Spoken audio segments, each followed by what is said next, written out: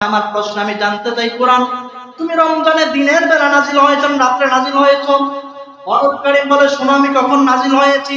ইন্না আনজালনাহু ফি লাইলাতিল কদর, নিঃসন্দেহে আমি কোরআনুল কারীমে কদরের রাতে আমি কোরআন নাজিল হয়েছি।